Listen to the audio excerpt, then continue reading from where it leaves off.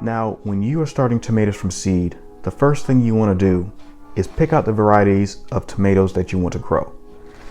I have here several varieties of tomato seeds from Early Girl, Better Boy, Big Daddy Hybrid, and Super Steak Hybrid, just to name a few. Now, you can do hybrid variety of tomatoes or you can do heirloom tomatoes. The choice is actually yours, and it's yours to decide on what you want to do.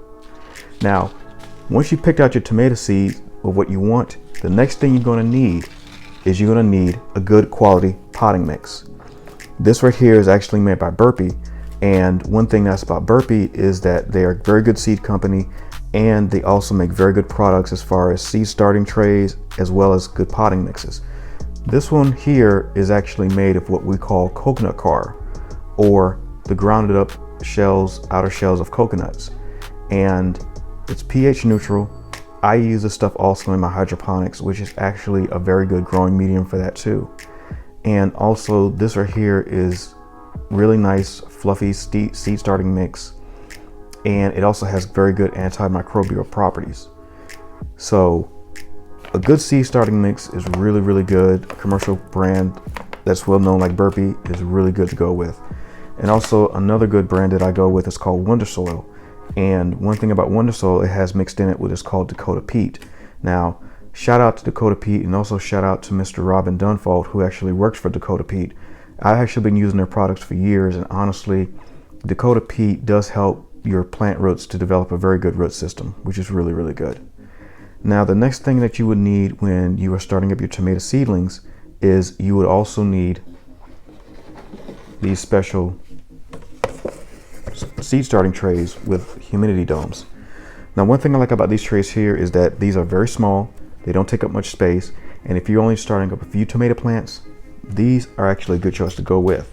Now, these here are fully waterproof and everything too, and it has, we have the humidity dome here, and it has a little vent here at the top so that once your seedlings come up, you can actually kind of open up the vent a little bit and be able to let some air flow through, which is very important for your seedlings.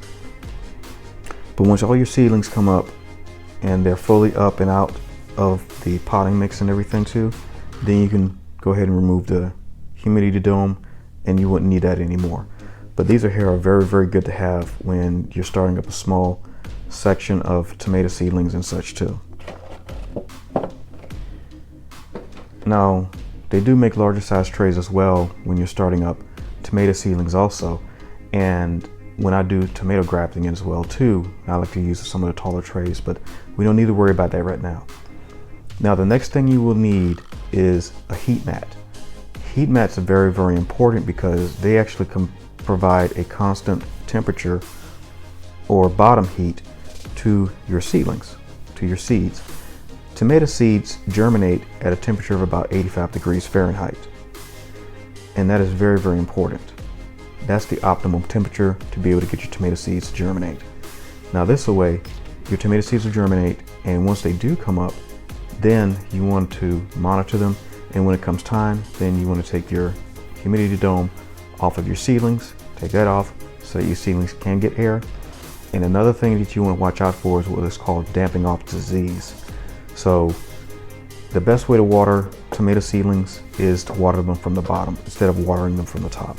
That way, the growing medium will be able to wick up the water like a sponge, and the seeds, roots will be able to grow straight downwards, which is what you want. And once the seedlings get pretty much, once they get their first set of true leaves and everything too, then you want to start giving them organic fertilizer and such too, like a very weak half dose of organic fertilizer.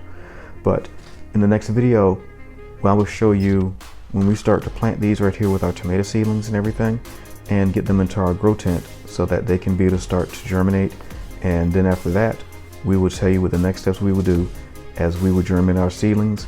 Now, I will be growing 2 different sets of tomatoes, one for outdoors and also for indoor gardening, because I actually do both. And when I do outdoor gardening, I actually do that in containers. I actually want to thank you all for coming to see my videos and everything too, and I want to say God bless, take care, bye-bye.